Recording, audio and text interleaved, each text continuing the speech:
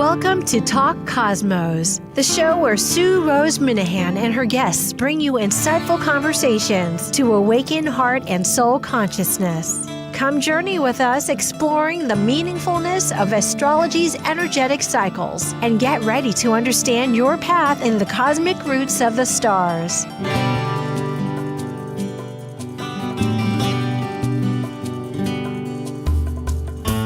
Hello, everybody. I'm Sue Minahan. This is Talk Cosmos.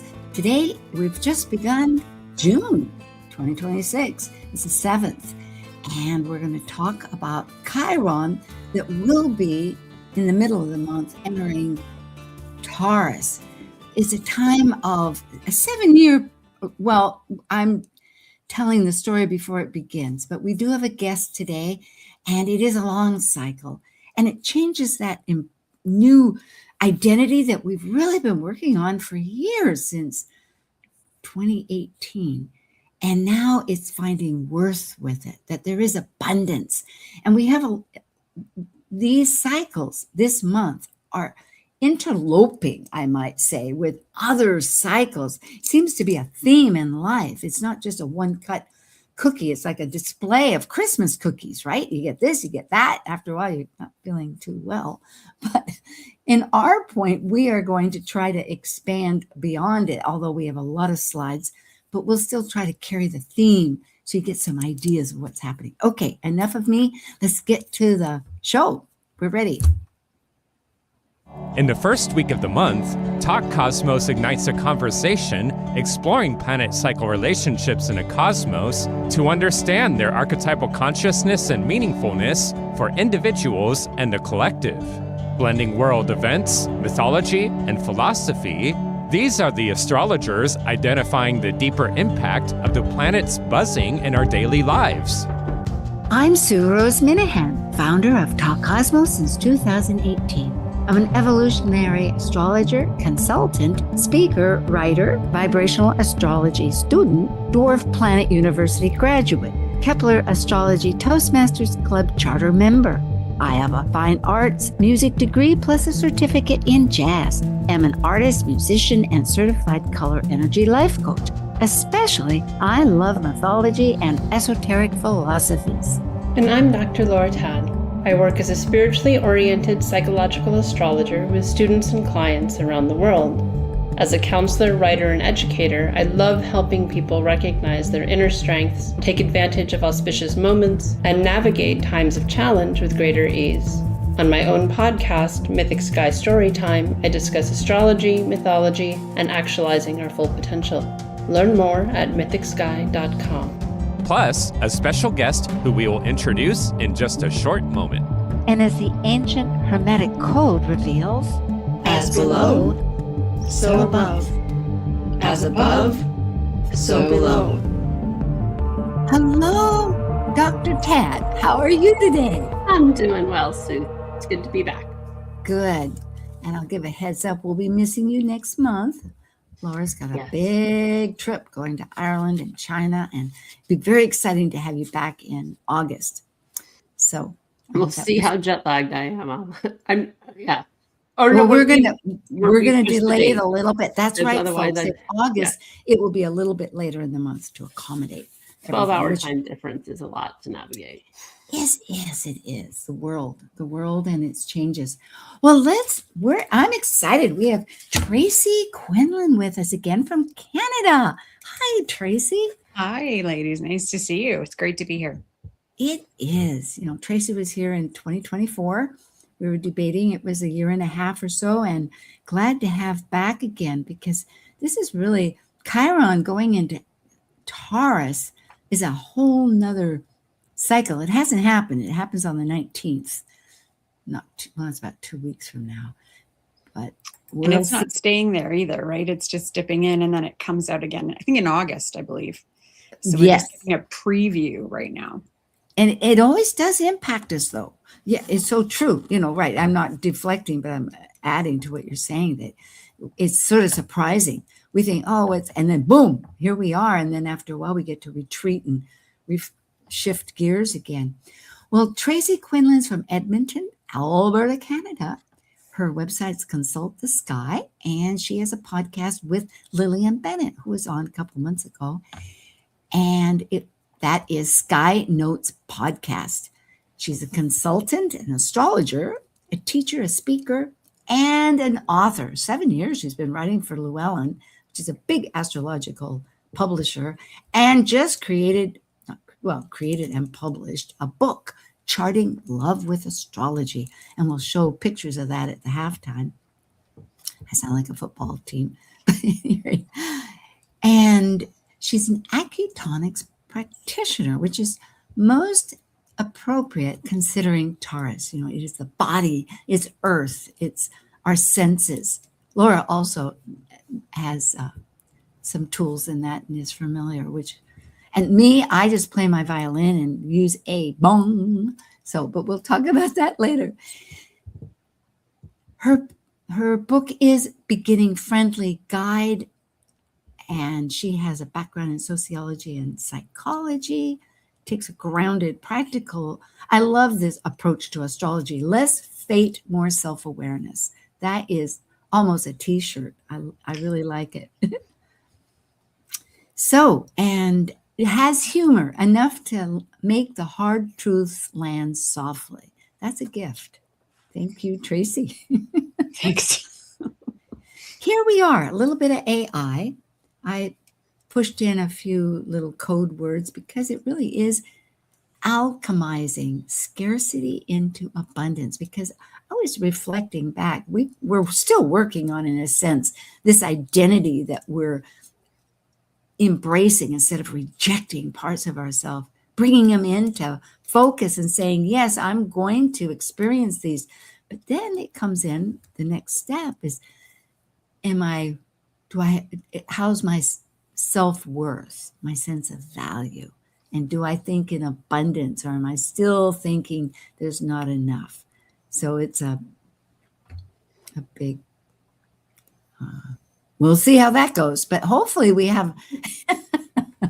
on the path, and it's like, okay, I've got to deal with this. But it's also the earth, it's food, it's so many more things. Yes. Yeah. And I find that timing is interesting because we saw these themes when the nodes went through Taurus and Scorpio, and there was a lot of stuff that got dug up, and then Uranus and Taurus at the same time, some of that crossover. So it almost feels like Chiron moving into Taurus is the healing from all the things that got dredged up back then, and all around resources and feeling, the shortages of things. Yes. So it'll be interesting to see what kind of healing Chiron brings. It will indeed. I'm also thinking, yes, with different tools that we have now, because Taurus sort of manifests the tools, whether it's putting the word down to writing, even though it's not Gemini, but it's still form. And then now we have AI, so it's like for good or bad. And then it has a lot to do with water, which is one of the arguments. Oy vey. Okay, thank you for that insight too. Well, it is an earth. It is a sign of the bull. It is stable and fixed. There's a certain fixicity about it, meaning it's dealing with what has been said. I don't think that it means, I was thinking about it in Chiron, there's always change because it's healing. So it isn't that it wants to stay fixed, but it's dealing with something that is fixed, like earth is a body. Our body is what incarnates our spirit, So. Well, and what kind of themes would you guys say after Chiron and Aries would Chiron and Taurus be working on? Well, self-worth is one. And self-reliance, resiliency. I think that's a big one. Self-reliance and resiliency. And the scarcity, abundance. Laura, you had something? Well, and I think there's a measuredness in Taurus that you don't have in Aries. Aries is that rushing energy of like heal yesterday, where Taurus is like, okay, maybe we're healing deeper so that there's that foundational wellness as opposed to surface level wellness. Yeah. That could be more Aries. Because it's moving ahead and it's always trying to get on to the next thing. What's the next gimmick around wellness, as opposed to really dropping into that Taurian earthy energy of foundational health. That might be more of the theme that we see in the next couple of years coming in.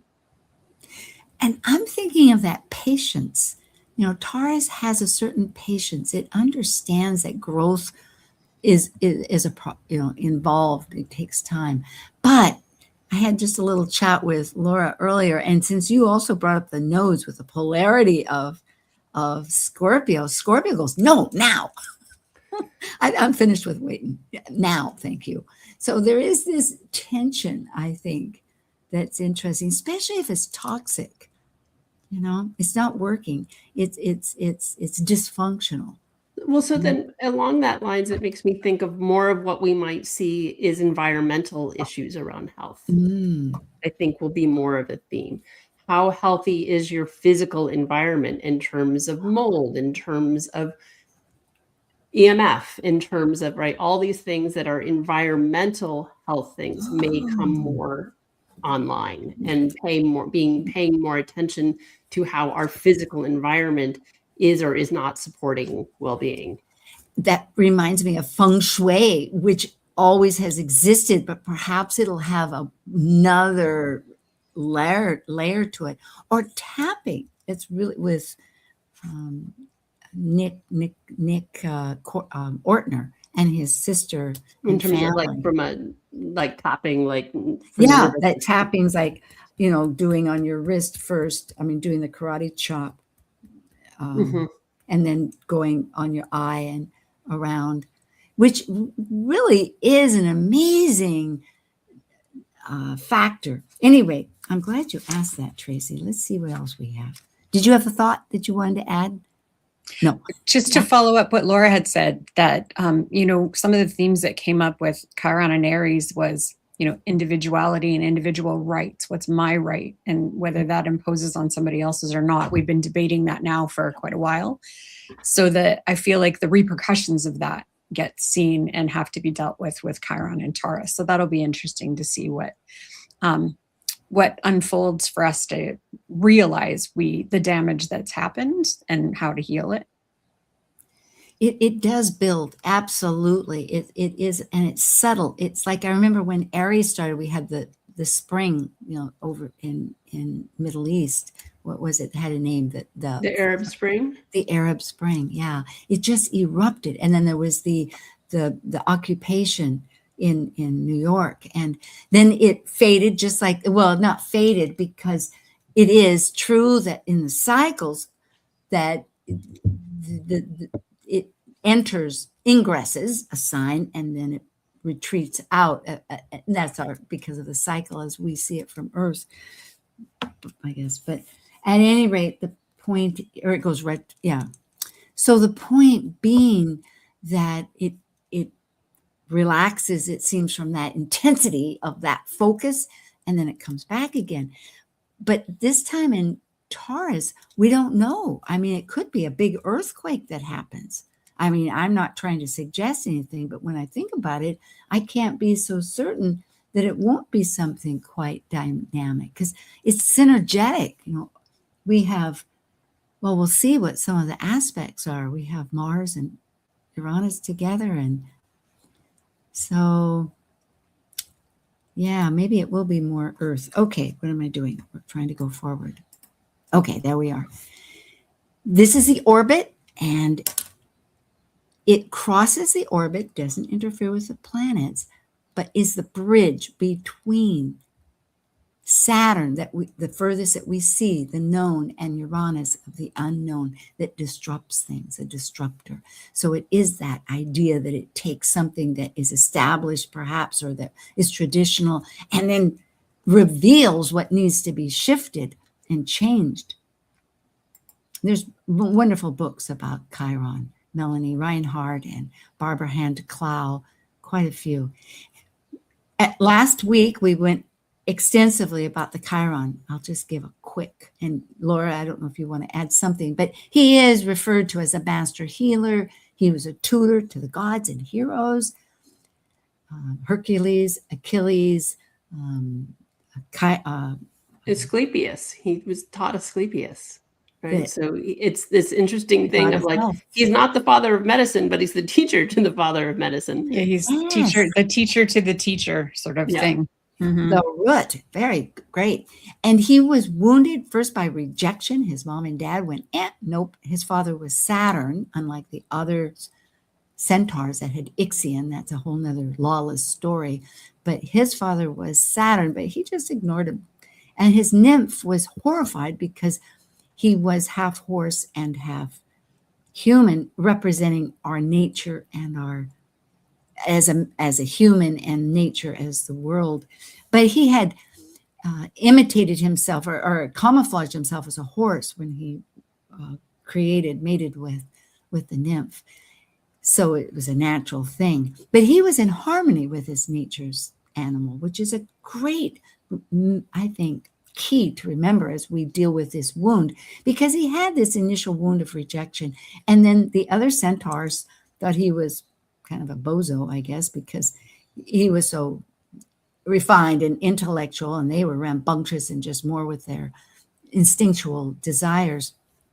But he finally was wounded by an incurable wound. He had himself created this poison to help Hercules, and then as it comes around, it hit him accidentally, some say, otherwise. But however, the fact was he was wounded, could not heal it except through death.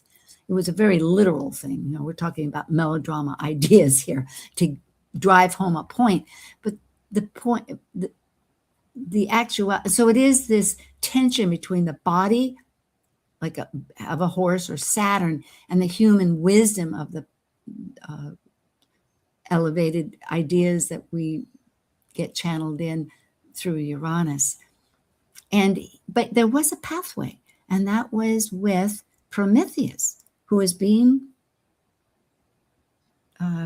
punished for having given fire, spirit to humans. Anyway, he traded his life for that, but Zeus was thankful, thought he did a noble thing, threw him up into the constellations in Centaurus, and there he sits, which to me shows that by service in this, it gives another dimension that we can further teach people. He's in the heavens teaching. We in our own way can teach or share or give service in some ways. We don't know how that's going to help people necessarily, but it is important.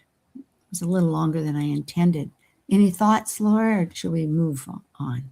Well, just this idea of that's the origin of this wounded healer, right? That's what Chiron really represents, and whether it's looking at how he's treated because he's looks different and acts different than the other centaurs, or this wound with an arrow, that archetypally it represents this idea of where we are most wounded is where we have the greatest capacity to help and heal other people. And it's almost like this homeopathic exchange that the wound is the cure. Yes. And so understanding that archetypally, wherever it falls for you natally, then looking at that, but then culturally and societally, globally, as he ingresses into Taurus, what is this wound that we have globally that is Taurian, that is the wound is the cure? Yes, and to catch what Tracy has said, we did, and we still are, just in the last couple of weeks, working on our identity. Is it okay to be me? And is it okay? And the inclusivity of others, because Chiron and Aries are so together. It's like, who have we excluded? And what parts of myself have I excluded and want to present? And so therefore with Taurus, you're right, it's going to be healing on another nature of wholeness, yeah. Well, they're looking at this period. The last time was from 1976 to April of 1984. And Laura came out with some historical things, and I did, and we'll try to go through them quickly. But during this period, Chiron was discovered in November 1st, 1977. So it's having its own return. Well, we'll find that out later. But Laura, go ahead and so just some of the other factors. So there's like full day, a little bit longer, blackout in New York City during this period of time. Speaking to sort of the environmental Taurus's connection with the senses in terms of light, see what we visually see, the environment. Harvey Milk, who was the first openly gay person elected to public office in California, he was both elected and assassinated during this window. And so this idea of that wound around values, that wound around what's that identity, but what is of value to us, and changing values, and how that, particularly his assassination, started shifting some laws, particularly in California, around LGBTQ rights in the 70s and 80s. We get the term glass ceiling is first coined, and Taurus as an archetype is related to resources. So wounds around that idea of glass, women can only get so far economically in a given field. Speaking to the wound of that by literally naming it happened during this period. The Susan B. Anthony dollar. So she's the first woman ever on a coin in the US.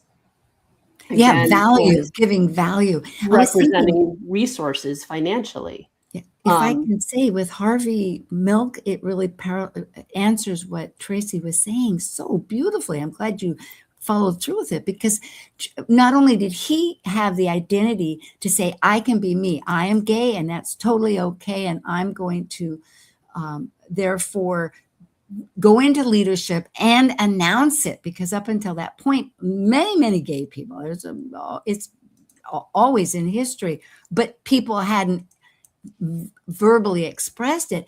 And then it was this idea of having worth. The California, like you say, because of his unfortunate, horrible assassination, gave worth to all qualities of some shift of sexual identity. Yeah. So that was, thank you.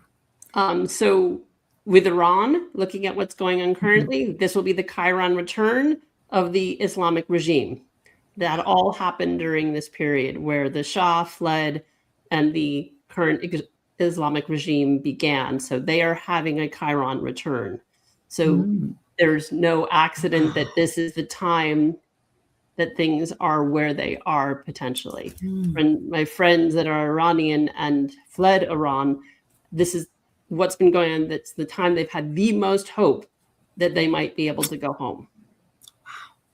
Wow. In the last 50 years. Wow. That's strong.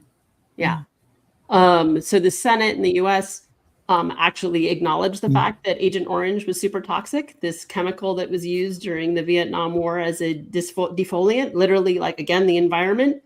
For people and the humans that suffered it. It was just because it's unending, is Parkinson's disease, and then the land. And the cancer. There's an Agent Orange disease specifically that came out of this defoliant, and that so there's veterans that Taurus, this poison that was poisoning the earth and how it poisoned people as well. There is a veteran who experienced Vietnam and takes other veterans back every year.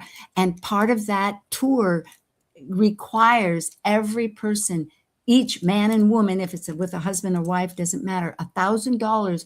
And then he puts it towards helping. He has a whole collection of people that are helping get mines out and do all the health to purify the land there. I need to add that. So maybe there'll be something like there. It'll be interesting to see what might happen in Vietnam around continued reparations, potentially around that. Since we are out of Seattle, or the show's out of Seattle, none of us are there, but the show's out of Seattle, out of Washington, it was when Mount St. Helens erupted. I remember that clearly. I didn't know the moment, but it was. Yep. And the CDC first documents what later came to be known as AIDS. So all during this time period. And that, to me, part of that speaks to the polarity of Scorpio, that during this particular cycle of Uranus, of Chiron and Taurus, Uranus was in Scorpio. So they were in opposition through much of this cycle, which we don't have this time. They're semi-sextile this time around. So very different energy, but it spoke to a lot to that opposition. I chose, and we'll run through this very quick and then take a little break, the actual periods, because it happened to be between, as we know, it entered and then it retreated again. And I'll just mention a couple. There was a huge earthquake at the very beginning in 76, mid 76 in the summer. And it was calculated about 2,500,000 people died, but actually the record suggests it was 300 or even over 600,000 people. It was just enormous. This was in China, the Tangshan earthquake. Also during the period, the chunk of it, 77 to 83, it was all during the Cold War, which is hard to remember, but it really was such a reality. It was like it was almost like that's just how things have to be, is a Cold War with Russia, which is like a sibling rivalry almost between the two powers. But the big factor was that politically people were bouncing like a baseball game or a basketball game, where we went from Ford, who came after Nixon, of course, he was outed, but then we went to Carter for a term, and then we flipped over to back to Ronald Reagan. So it was most unusual. Usually we have a 2-term presidential time. We didn't with Trump, as it worked lately, so in the consciousness of people. But for many years, it's always 2 terms. But there, the values were really fluctuating between the 70s and 80s. It was pivotal. And then there were boycotts because of, like what Laura's mentioned, with all that. It was the anti-nuclear protests, which was in addition to the earlier scenario and about Agent Orange. But here it was global, and people would boycott and cancel goodwill visits, which is kind of happening now with a few ideas. Well, we will come back and look at this chart. This is 1977, November 1st, 10 a.m. in Pasadena. There's an observatory there. But maybe we'll just leave this here and come back later to something else. But Mars, interestingly, the activator, is saying, oh, isn't that incredible? That here I am, and meanwhile, folks, start working on your wounds, whatever they are. Start using them, looking at them, exploring them. And then there's a point of Thales with Jupiter that says, what's your belief system about this? Is this really real? Like, maybe we should review that and change something, because the point of Thales has an opposition, and it is the mediator that goes a connector to it and a trine to it. And it's also with Hygeia, which is from Eclipsius, mythology-wise, the daughter of health, purity, and toxicity. So what's not working? What are you eating that's ruining your body? Or what are you putting into the water that's ruining the reefs in the world, Well, we'll jump away if that's okay. Unless somebody, as a burning question, I am with Tracy Quinault, Tracy Quinlan, and Dr. Laura Tad. Return with us, grab your water, whatever it is, and we'll see you, or coffee. Thanks. While we take a break from this week's edition of Talk Cosmos, let's take a look at this cycle's archetype. We are currently in the period of Gemini. By leaving a cycle based on physical form, integrated through spirit, the energy of Gemini connects spirit with matter, focused on communicating and defining the external. Gemini is a mutable air sign signifying flexibility. Gemini dually focuses upon teaching and learning in order to synthesize the world one lives within. Talk Cosmos ignites insightful conversations to awaken heart and soul consciousness with hour-long programs every Sunday at 1 p.m. Pacific on KKNW. Also available to watch live on the Talk Cosmos YouTube channel and Facebook page. While you're there, make sure you click their like and subscribe buttons so you get the full Talk Cosmos experience. You can listen to earlier podcasts since 2018, either on most podcast carriers or under the video tab on Talk Cosmos YouTube. To join our expedition and find out about upcoming programs, sign up for the newsletter at talkcosmos.com and launch your week into the cosmic wonder. This is Martha Norwalk. Every Sunday morning, beginning at 9 a.m., thanks in part to newprosupplements.com, we cover the world of animals. This week, June 14th, it's our energy balancing show, and best practitioner and energy codes gal, Linda Rasmussen, will join us. We'll take your phone calls, and Linda will help you or your animal friends with emotional, behavioral, or physical issues. I hope you can join us and plan to call in for your free remote treatments. Martha Norwalk's Animal World, Sunday morning, 9 a.m. to noon, right here on Alternative Talk, AM 1150. Alternative Talk 1150. Talk radio for the body, mind, and soul. Oh, the Sabian symbol, 1 degree Taurus. Boy, isn't that amazing? Because it's above 0 degrees. A clear mountain stream. Well, it's resourcefulness. I think that is the key word. And from what I read, it really says be true to yourself. Kind of follows up with the Aryan. Be yourself and express it. And resilience, pure, which is very Taurian. Any quick ideas here? It really struck me in the discovery chart that Uranus is conjunct the sun. And then with Chiron on the other side, it's shining a spotlight on that not fitting, so it emphasizes that theme of Chiron. I hadn't noticed it before, or not retained it anyways. Yeah, I saw you're looking, and I also noticed it myself briefly, but I'm going, oh, isn't that absolutely true? It's so much as spoken in the moment that later we go back on. Yeah, the mountains, boy, that does look so northwesty or in high Europe or someplace. Well, and I think I just associate mountain stream so much with like a cleansing energy. It's right. It's like this clean water. It's not polluted. It just has this purity of connecting with the earth, of like, it's not, humans haven't tainted it yet, sort of energy. And so the possibility of what that Chiron ingress into Taurus can be, of that pure relationship with nature. That is not,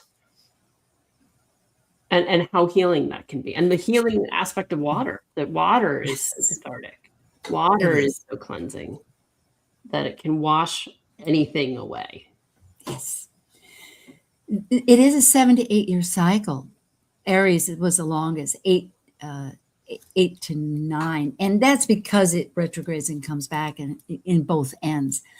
And it is this collective focus of abundance versus scarcity, wounds of self-worth and value in all different ways. So it will be on the 19th of this month in June till September 18th. And then it will retreat back to Aries until next September 18th.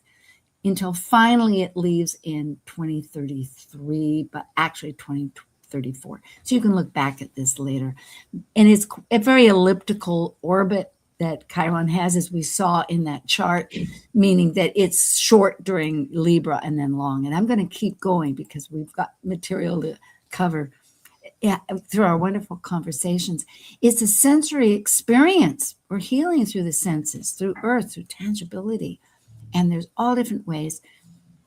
And these are the different ones. And with sound, I know Tracy is at Acutonics.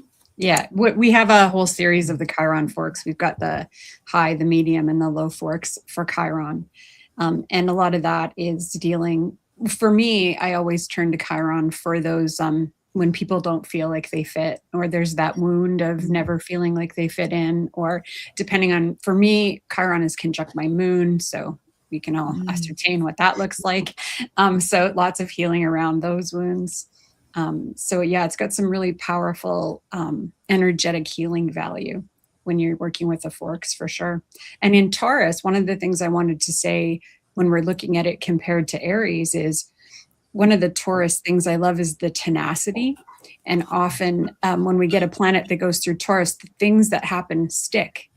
for good or not, they tend to hang on for longer. So even when we looked at those stories, Harvey Milk, all of those have longevity to them. They always come back up in conversation. So Taurus, whatever is going through Taurus, it tends to have that sticking value to it. Good point. I like that so much. Yeah. And along with these ideas, we won't go through all these. You can see them. There's taste, touch, sight, smell, sound, everything from massage, acupuncture that we know, light therapies. But with food, weight loss is such a big deal. And I know, Laura, you had mentioned, just briefly speaking here, that there were some problems with some people that couldn't digest. So we will see if there's how this is really working for people, because there's so much good in letting your body drop weight that's making it harder for it to function. So there's always going to be a plus and a minus, and science needs to work a little further on how to get things appropriately put together. Right? Yeah, well, that idea of the fast, quick thing versus the which is the Aries. Yeah. Oh, quick, I'm going to lose 20 pounds in a month. That's actually seriously unhealthy, right? So the thing, slow and steady wins the race, is Taurus. Yeah. And so that there being a more methodical approach to wellness, to food, to the whole, slow food movement that's sort of been in the zeitgeist, I think, with forever. Uranus ingressed into Taurus, but that continuing to see not just as a fad, but as, here's the health reasons for it. Here's the physical why is better for your body. Yeah, I'm quick to really support people who have real health issues, because they've scientifically realized that the body gets accustomed to fat and sugars, and it's really, for them to lose weight is practically impossible. It's not just a matter of will. So giving tools has a real purpose. And I want to make sure that people don't feel like we're overlooking at that, because it's part of the worth.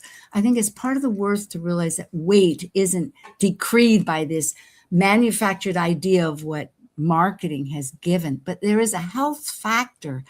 And so if I'm thinking a lot like the pill back in the 70s, late 60s and 70s, when it came out, it was much stronger, and it was more, or microwaves that were much stronger, but then eventually, or cell phones that were huge, and then science made smaller. So hopefully science will learn to make it possible for some people to have other tools so that it can be healthy and all that. Tracy Quinlan, Edmonton, Alberta, Canada, consulttthesky.com, Sky Notes Podcast. Dr. Laura Tad in Georgia with mythicsky.com, and she has a podcast storytelling that she gives, and a YouTube, and myself, Talk Cosmos. And Tracy has a book that she just published, Charting Love with Astrology, and it involves all the relationships, and you can find that on Llewellyn, Indigo Chapters, Barnes and Noble, and Amazon. And just go to her site. There's material that tells you right about it. Absolutely. Anything else that you want to share that's okay? Of course, you have your podcast. How often does your podcast show? So we do Sky Notes weekly. We do a weekly. Uh-oh. She'll be back. Laura, let's go to you. You have Mythic Sky Storytime podcast and your Mythic Sky Astrology and Conversations now that has moved to being your monthly event. So, and I will be skipping July because I'll be in Ireland. Oh, yeah. And 7 p.m. Eastern Standard is midnight in Ireland. So I won't be doing July. Okay. But I will cover most of July this Wednesday, because July is very filled with astrological events. It is. Well, we have Tracy back, just like just poof. There's a problem. Exactly. See you later.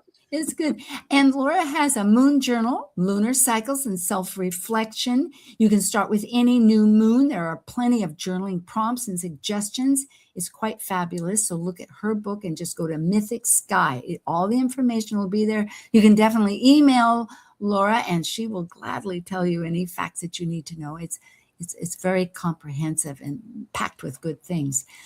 And my YouTube is weekly, as you know. And we did do Mars with Chiron with Tara last month, which is still in that final throes until we will begin to work with this Taurus. I did one myself, time travel, which was some about these big cycles, and brought it home. And then Uranus has really been in the picture, just as we've been both talking about in different ways. It conjuncts Sedna at 0 degrees, which is very impactful. That's through vibrational astrology, and squaring the nodes as we speak. And next week will be about the new set of new and full moons. Let's look at the ingress on the 19th. It'll be in the evening at 5 p.m., 5:17 and 34 seconds. And that's East Coast time, which both Canada and the United States have for their capitals. It reflects everybody. Porphyry house system, and I do true nodes. So there's this big T-square. Once again, it is healing our belief systems of what we thought was nurturing us in Cancer and what we need to feel safe with. Because sometimes I have my favorite foods, thank you. I thought I'd given some up, but no, they come back. Did you miss me? Anyway, and then with Pluto, that just is so persistent. Pluto is obsessive. It wants to move forward and get rid of what is in the way to get down to what is valuable, that's giving you real resourceful power, empowerment.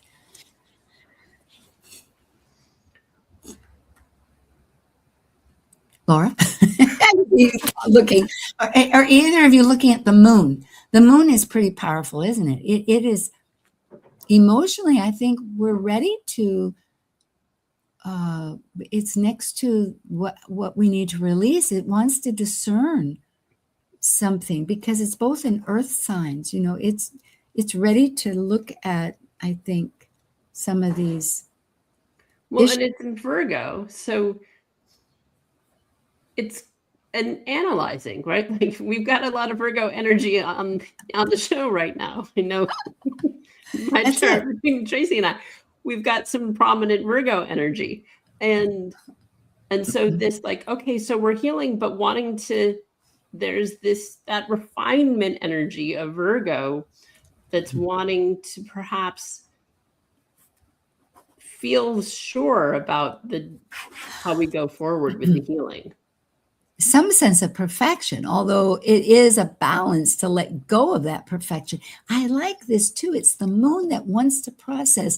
And Virgo, if it's discerning, needs to take all that data, particularly with Uranus, they're just collecting everything in Gemini, besides, and saying, wait a minute, is this of value?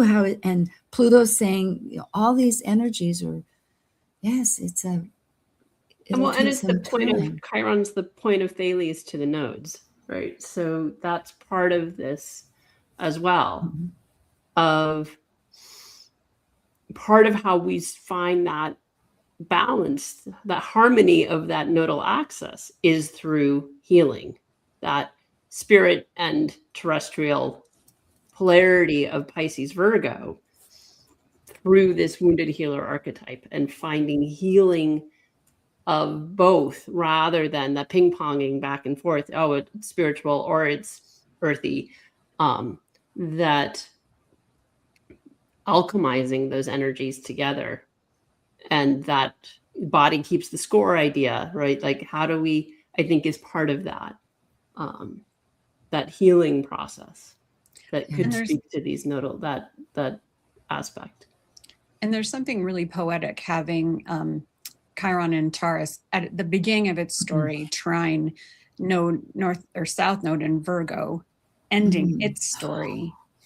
And there's some kind, and they're trying each other, right? So there's this possibility for release.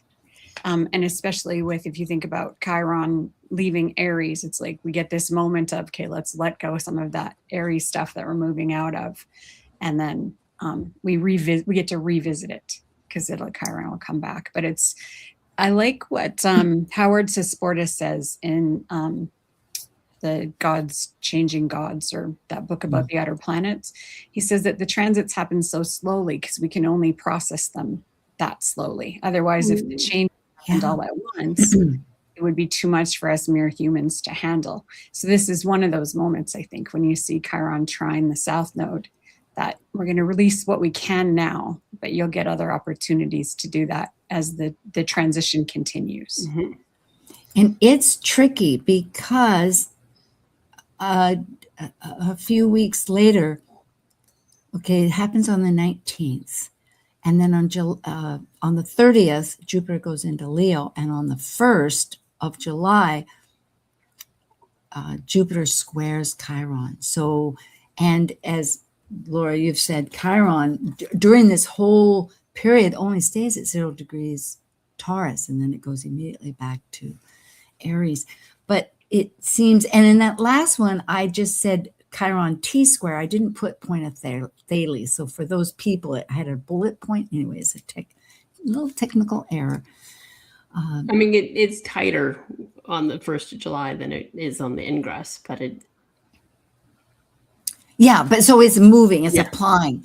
But I had shown this T square.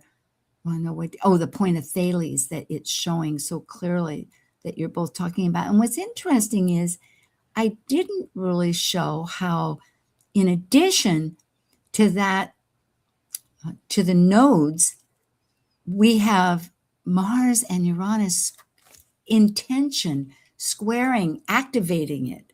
That's what squares are, as we know. They activate. They're not good or bad, but it shows it wants to drive forward with something. So, and Mars and Uranus together, because it does take time, but Uranus and Mars, no, it's right now. So we're going to be pushed to see things immediately. It may take time to synthesize that and integrate it, but in a sense, maybe all these things are going to be revealed pretty quickly, because as we've said, the nodes are leaving. We have a month left. At the end, on the 26th of July, they go into the next set for 18 months, and that'll be North Node Aquarius and South Node Leo. So things are... Yeah, I mean, it may be that blend in terms of the slowness, particularly with Taurus, right? Like Taurus is slow to commit because when it does, it's done. It's not moving. So that's true. That blend of this Uranian Mars energy, it may be sort of like Rick Levine talks about how like first day of summer, not the hottest day of the year, right? So the event may be fast that triggers the healing, the call for healing, but the healing itself may be a long process, right? I think that's sort of that blend of this quick and slow is quick, immediate event that leads to long, and with that Virgo energy, like enduring. Yeah. But also with Sedna right there. Sedna is the slowest one on the whole board, and it's part of the conjunction. So that just doubles down on what you're saying. You know, it's there to sort of hold the energy for a very long time. You're right. Yes, indeed. Sedna, folks. And remember, folks, we did talk about Sedna a couple weeks ago with Linda and Rob, and it is a dwarf planet. It's way out. But what she was saying is that looking at this was through historical references, and that with the cycle of the conjunction, then the opposition. The conjunction last time wasn't in Gemini, but it was 1931, and she give or took 5 years. And then the opposition was 1975. And again, Uranus would be disrupting something, and all this would be revealed in its murky, everything happening. And then in 75, things settled as far as a new resolution. For instance, Hitler came into power, and then in 75, Europe created the EA. We won't fight among ourselves anymore. That's it. And the second one was monetary, where we left the gold standard in 31, and then in 75, it became a floating. Whether that's good or bad, I don't know. Any rate, so, wow. Oh, these are aspects occurring, and it's in 2 years from now, in 2028. Chiron will first, and its only time, conjunct Saturn, or have any aspect really with Saturn, but it will conjunct Saturn, which is most amazing because that's on the inner side, remember, with the orbit. So it, and it's in early degrees. And then that same, and as Laura found this out, it won't happen again until 111. So Saturn and Chiron are conjunct in 2 years, and they will not be conjunct again till 2111 in Pisces. Yeah, so it's a message here, folks. And that will just the way they're circling each other. They miss each other. Two Chiron cycles. But it starts in the beginning of the zodiac, and then we just are going through with all these other experiences, and then it closes and says, okay, now what was that womb all about? What are your seeds that you're holding? And so you could think about, like, in terms of myth, if Saturn's his father, right? There's this relationship. Oh, yeah. With Saturn and Chiron. And so they're connecting in 2 years. And then, yeah, not again for any of our lifetimes. These cycles are amazing. Well, following that will be Pluto. And they have like literally the next day. A 5 or next month, a month later to the almost. And it alternates. Pluto will be retrograde, then Chiron will be retrograde, Pluto retrograde, Chiron retrograde. And at the very end, in 2030, they're both direct. So you can check that. That'll be something. And Chiron is going to want to change things. And, Aquarius is networking. It's the public. It could be elitist. I mean, by public, I mean, it's a collective, but it can be elitist. And so we have to be careful that we're not isolating, or our values don't just look at the elite and not inclusive. So we'll see what happens. Well, I guess we have a couple of minutes here to just reflect if anything comes to mind. And I have a few ideas here, because food could be, there's this whole idea, are we going to have enough food? And are we building on top of agriculture areas? And what about the water? Are we taking too much water with the data centers? Are we going to be able to share it? We're also at a crisis point in the health industry because it's become so monetized. And there's such a push to monetize. That to me is a very Chiron and Taurus combo, so we'll see. That'll come to a head in some way, I feel, during Chiron and Taurus. And switching to, you think, more natural ways of healing with that Taurus.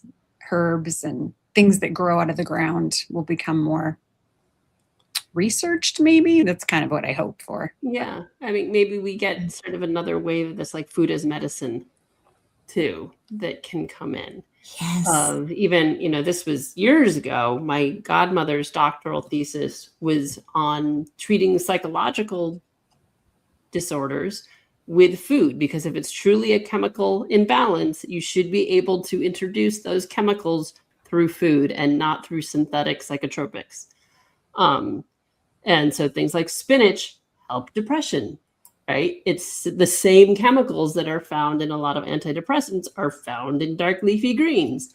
So ways of connecting with the natural world, to your point, Tracy, with the natural world as medicine. Or sugar. Back then, there was this huge outbreak against sugar. And of course, as we know, anything, even fake sugar, aspartame or whatever, spikes your insulin, and insulin does a lot of things. And of course, there was a big pushback because cereals and everything.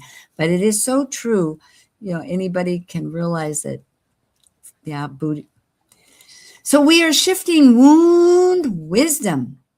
just because it has a scab doesn't mean that it's something to hate. We need to love all of ourselves and give worth. And abundance is an amazing concept. We see it all the time. You know, there's lots of grasses on the earth. Of course, if you're in a desert, there's lots of sand and sunshine. So I guess. Well, and it can be shifting, right? There's this idea that switching the concept away from excess to abundance. Abundance is this idea of having what you need as opposed to having excess. Abundance isn't excess. Excess is different.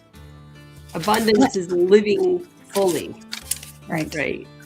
But that doesn't mean that there's unnecessary resources. Beautiful. And I love this idea. It takes time, but once it's committed, it's slow and enduring. So there's a lot of promise with this new experience that we will all be sharing, and we can be deliberating on more of how it shows up and loving this earth that we are on. You know, astronauts, when they come back, their focus had been away and now it's on Earth. So here we are, and we have all these sea creatures, the mammals, the beautiful life. Well, thank you, Tracy Quinlan and Dr. Laura Tad. It's really a treat. It's great to see you both. Thank you. Yeah.